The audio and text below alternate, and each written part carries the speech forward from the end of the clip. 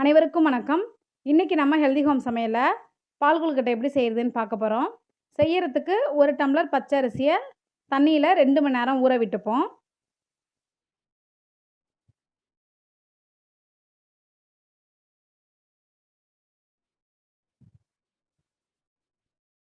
அடுத்தது ஒரு மூடி தேங்காவை துருவிக்கலாம். இன்னைக்கு நாங்க பால் கொழுக்கட்டை எப்படி செய்ய போறோம்னா, அம்மியில அரைச்சு பண்ண போறோம். இந்த லாக்டவுன்ல எக்ஸர்சைஸ் மாரி ஏதாவது செய்யணும்னு ஆசைப்பட்டுட்டு, சரி இன்னைக்கு அம்மியில அரைச்சு பால் கொழுக்கட்டை செய்யலாம் அப்படின்னு ஒரு முடிவு எடுத்து அம்மியில அரைக்க போறோம். அதுக்கு முதல்ல தேங்காவை ரெடி பண்ணி வச்சுப்போம். ஒரு முடி அதாவது ஒரு முடி தேங்காவை துருவி வச்சுப்போம் மாவுக்கு. இன்னொரு முடி தேங்காவை துருவி வச்சுப்போம் அரைச்சி போடுறதுக்காக. இப்போ நல்லா அம்மியை நான் அலம்பிட்டேன். அரிசி வச்சு அரைக்க போகிறேன்.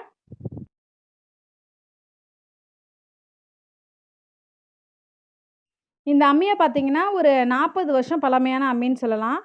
எங்கள் பாட்டி வச்சுருந்தாங்க. அப்புறம் எங்கள் அம்மா கொஞ்சம் முன்னாடி யூஸ் பண்ணியிருக்காங்க. நாங்கள் சின்ன வயசாக இருக்கும்போது எங்கள் அம்மா யூஸ் பண்ணியிருக்காங்க. அதுக்கப்புறம் நாங்கள் இந்த அம்மியை பத்திரமாவே எடுத்து வச்சுருந்தோம். இந்த அம்மி மட்டும் இல்லை, ஆட்டுக்கல்லையும் நாங்கள் பத்திரமா எடுத்து வச்சுருக்கோம். இன்னொரு வீடியோவில் எங்கள் வீட்டு ஆட்டுக்கல்லை காட்டுறேன், எப்படி இருக்குன்னு பார்ப்போம்.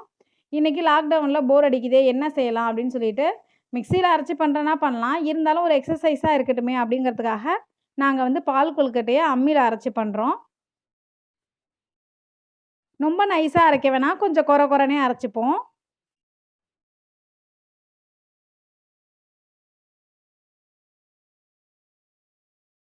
அம்மியில் அரைச்சி செய்ய போகிறோன்னே ஒரே குஷியாக இருந்தது. ஜாலியாக இன்றைக்கி அம்மியில் அரைக்க போகிறோம் அப்படின்னு நினச்சிட்டு வந்தேன். பசங்கள்லாம் விளையாடுறாங்க சுற்றி, வீட்டில் உள்ளவங்கலாம் பக்கத்துலேயே இருக்கனால ஜாலியாக இருக்குது அரைக்கும்போது அப்படின்னு நினச்சிட்டு அரைக்கலாம்னு நினச்சேன். முதல்ல அரைக்கும்போது ஜாலியாக தான் இருந்தது. அரைக்கும்போது ஒரு ரவுண்டு அரைக்கிறதுக்குள்ளேயே முடியல சுத்தமாக. ஒரு ஒரு தடவைக்குள்ளேயே நம்ம ஒரு 50 தடவை அந்த குழவிய முன்னாடி பின்னாடி நவுத்துறனால செமத்தியான எக்ஸசைஸு. இதை மாதிரி கொர கொரன்னு அரைச்சி திக்காக அரைச்சி எடுத்துப்போம். மாவு நான் ரொம்ப வழவழன்னு அரைக்கல, கொஞ்சம் கொர கொரன்னு இருக்கிற மாதிரி அரைச்சிப்போம். நம்ம மிக்சியில் அரைக்கிற மாதிரி இருந்தால் தண்ணியை நல்லா ஒட்ட வடிச்சிட்டு ஈரம் இல்லாமல் மிக்சியில் போட்டு அரைச்சிப்போம். ஃபஸ்ட்டு நம்மளுக்கு மாவாக பவுடராக கிடைக்கும். அந்த பவுடரில் கொஞ்சமாக தேங்காய் பூ போட்டு பிசைஞ்சிப்போம்.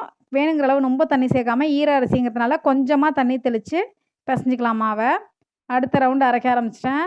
நீங்கள் நினச்சிக்கலாம் நான் மட்டுமே அரைச்சிருப்பேன்னு. என்னால் மட்டும் இதை அரைக்க முடியல, ரொம்பவே கஷ்டமாக இருந்தது. அதனால ஃபேமிலி மெம்பர்ஸ் எல்லாருமே ஆளுக்கு ஒரு ரவுண்டு அரைச்சாங்க. எல்லாருக்குமே பயங்கரமான எக்ஸசைஸாக இருந்தது இது.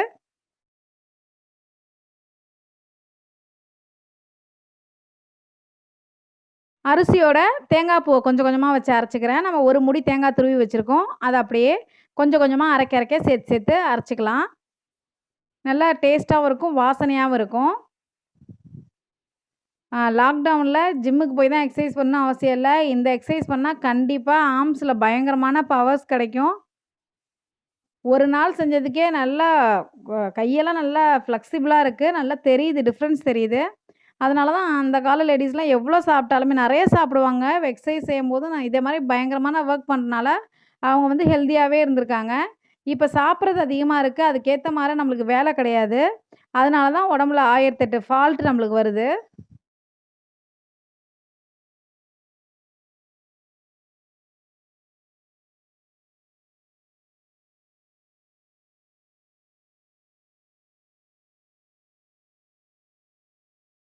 பால் கொழுக்கட்டைக்கு மாவு அரைச்சாச்சுன்னு சொல்கிறதோட நல்லா எக்ஸசைஸ் பண்ணி முடிச்சாச்சுன்னு சொல்லலாம், அப்படி இருக்குது.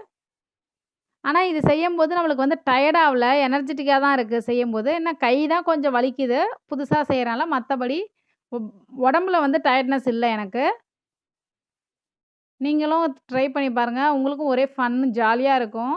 டைம் பாஸ் ஆகும். போர் அடிக்குது அப்படின்னு சோம்பேறித்தனமாக இல்லாமல் இன்ட்ரெஸ்ட்டாக செய்கிறதுக்கு இது நல்லாயிருக்கும். அடுத்தது ஒரு முடி தேங்காவை அதே அம்மியில் வச்சு கொஞ்சமாக தண்ணி தெளித்து கொஞ்சம் கொர கொரன்னு அரைச்சி எடுத்துக்கிறேன். நல்லா விழுதா வேணால் நல்லா அரைச்சி எடுத்துக்கோங்க. நான் இன்றைக்கி கொர கொரன்னு தான் அரைச்சிருக்கிறேன், ரொம்ப ஃபைனாக அரைக்கலை. அடுத்தது பால் கொழுக்கட்டைக்கு கொஞ்சமாக மாவில் உப்பு போட்டு, மாவு ரொம்ப டைட்டாக இருந்தால் கொழுக்கட்டை கல் மாதிரி இருக்கும், கொஞ்சம் லூஸாக பிசைஞ்சிக்கணும். இப்போ உருட்டி போட்டுடலாம் கொழுக்கட்டைக்கு. இதே மாதிரி எல்லாத்தையும் உருட்டிடுவோம். இது எல்லாமே டீம் ஒர்க் தான், எல்லாருமே சேர்ந்து தான் செய்கிறோம் இதை. அதனால இது ஜாலியாக ஃபன்னாக இருக்குது.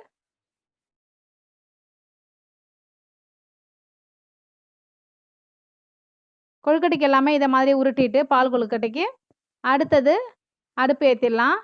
அடுப்பு மூட்டுறதுக்கு நான் வந்து கொட்டாங்குச்சியில் வந்து எண்ணெய் ஊற்றி திரிநூல் போட்டு விளக்கு மாதிரி ஏற்றிட்டேன். இது மேலே நான் இப்போ விறகெல்லாம் வச்சுக்க போகிறேன்.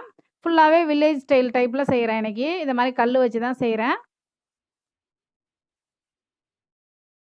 இதே மெஷர்மெண்ட்டில் நம்ம கேஸில் செஞ்சாலும் நல்லா டேஸ்ட்டாக பால் கொழுக்கட்டை வரும். தண்ணி வச்சாச்சு. தண்ணி நல்லா கொதிச்சதுக்கப்புறமா நம்ம இதில் வந்து உருட்டி வச்ச கொழுக்கட்டையை சேர்க்க போகிறோம். கொழுக்கட்டை மாவை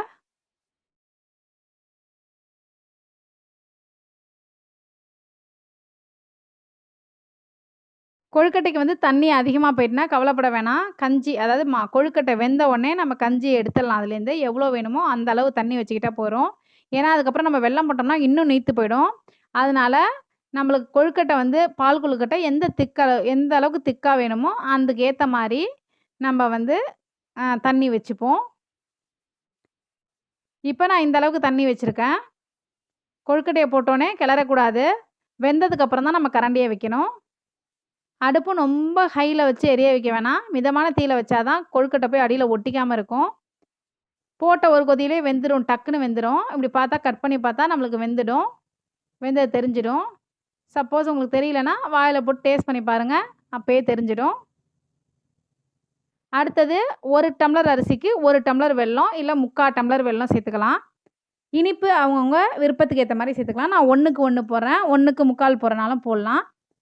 நல்லா ஸ்வீட் வேணும்னா நீங்கள் 1க்கு 1 போட்டுக்கோங்க. கொஞ்சம் ஸ்வீட் கம்மியாக இருந்தால் ஓகேனா 1க்கு 3/4 போட்டுக்கோங்க. இப்போ வெல்லத்தை போட்டோன்னே இதில் நம்ம அரைச்சி வச்ச தேங்காவை சேர்த்துப்போம்.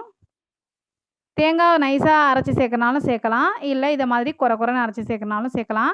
நான் நாட்டு சர்க்கரை யூஸ் பண்ணியிருக்கனால நல்லா டார்க்காக இருக்குது.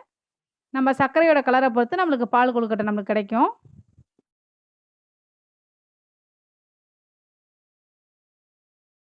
அஞ்சு நிமிஷம் கொதிச்சாலே போதும், நம்மளுக்கு பால் கொழுக்கட்டை ரெடி ஆகிடும். கடைசியாக இதோட நான் ஏலக்காய் பவுடர் சேர்க்குறேன். மிக்ஸ் பண்ணி விட்டுக்கலாம். பால் கொழுக்கட்டை ரெடி ஆகிட்டு ஆற விட்டு சாப்பிட்டோம்னா கொஞ்சம் திக்காக இருக்கும். சுட சுட சாப்பிட்டோம்னா தண்ணியாக இருக்கும். ரெண்டுமே டேஸ்ட் நல்லா தான் இருக்கும். அடுத்தது இந்த பால் கொழுக்கட்டை வீட்டில் உள்ளவங்களுக்கு பரிமாற ரெடி ஆகிட்டு 4 கப்பில் பரிமாறி நாங்கள் எல்லோரும் சாப்பிட போகிறோம்.